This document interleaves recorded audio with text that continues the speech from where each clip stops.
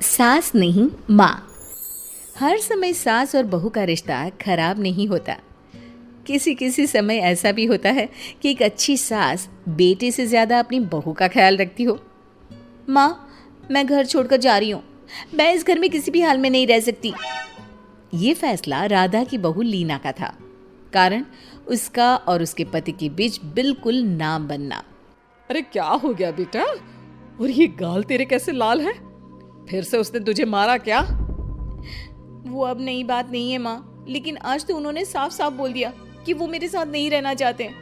अच्छा, क्यों भाई? क्यों नहीं रहना चाहता? जरा बुला तो उसे। तभी वहां प्रशांत आता है। हाँ, क्या है माँ? क्या बात हो रही है? क्या बोल रही हो? मैंने कहा ना एक बार कि मैं इसके साथ नहीं रह सकता, बस। अरे ना रह, किसने कहा? निकल जा घर से। प्रशांत माँ की बात सुनकर हैरान हो जाता है। हैं? कैसी बात कर रही है माँ? मैं कहाँ जाऊंगा? वैसे भी हम यहीं रहेंगे। जाएगी तो ये है। लीना रोते हुए अपने कपड़े पैक करने चली जाती है और घर से निकल ही रही होती है कि रुक, तू कहाँ चली कपड़े लेकर? कैसी बात कर रही है माँ जी? वो साफ साफ तो बोल रहे हैं कि मेरे साथ नहीं रहना चाहते, तो क्या करूँ मैं? हाँ, तो उसे ना रहना है तो ना रहे, जाए यहाँ से। तू भूल गई बहू, घर मेरे नाम का है, तेरे पति के नाम का नहीं। तो निकलेगा ये, तू नहीं। कैसी बात कर रही है माँ?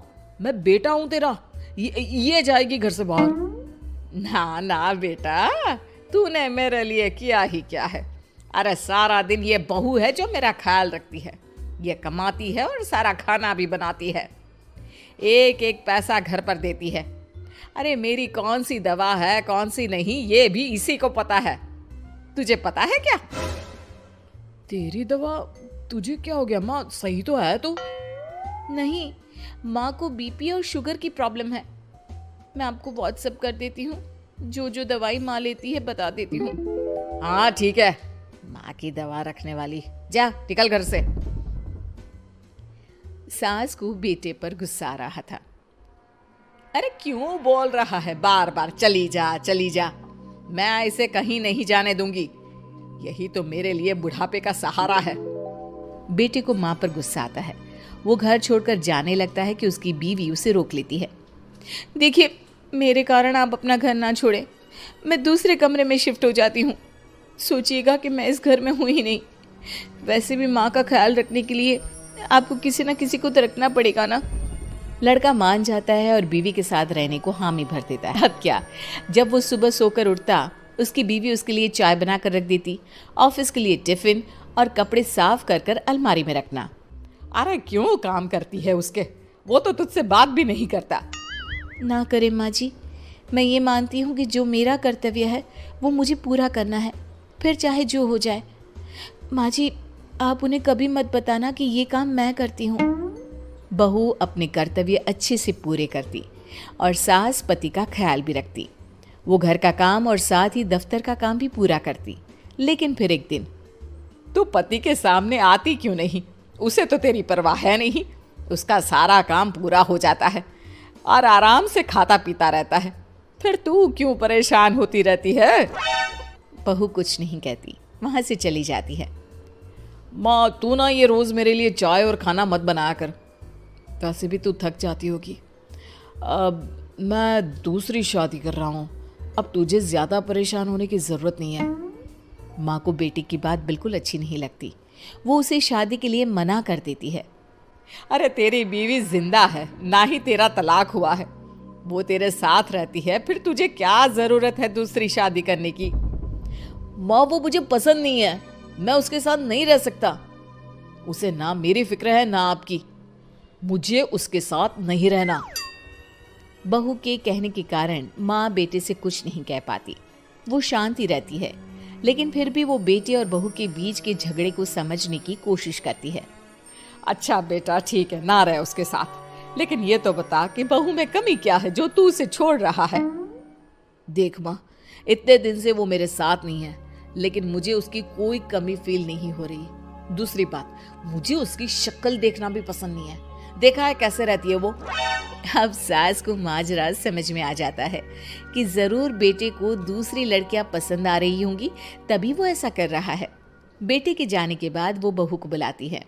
बहू जो काम करके अभी किचन से निकली होती है, उसके सारे बाल बिखरे होते हैं, पास से मसाले की बू आ रही होती है और उसकी शक्ल से चमक भी चली गई होती है, कपड़े भी अस्त व्यस्त। बेटा तू खुद का ख्याल क्यों नहीं रखती है? माँ जी, वक्त ही नहीं मिलता, फिर आजकल तो ऑफिस घर से ही चल रहा है, तो क्या ख्याल रखना।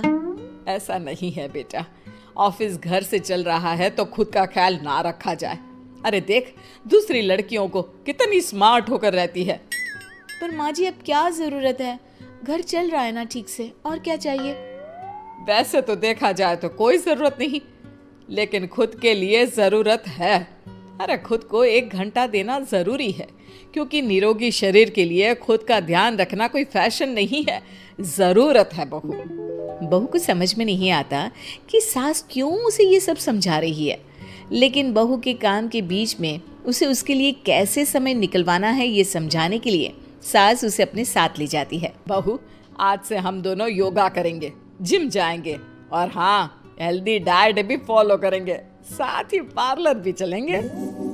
सास बहू दोनों मिलकर खुद को वक्त देना शुरू कर देती हैं और फिर कुछ ही महीनों में।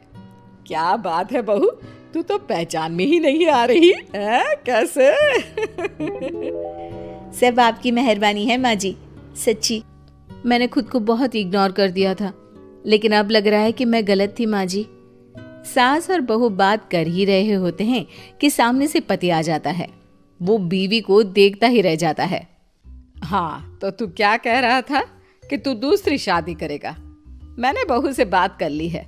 बहू, अब कल से तू जो इसे खाना बनाकर टिफिन देती थी ना, इसके सोकर उठने से पहले चाय रख देती थी, इसके कपड़ों से लेकर सारी चीजों का ख्याल रखती थी ना, वो छोड़ देना। कल से कोई और ला रहा है ये। बेटा समझ नहीं पाता कि उसकी बीवी इतनी प्यारी कैसे हो गई। अब बहू को क्या देख रहा है? तलाक के पेपर मैंने बनवा लिए हैं और हाँ, ऊपर का पोर्शन भी खाली करवा लिया है। किराया देकर रहना शुरू कर देना अपनी नई बीवी के साथ।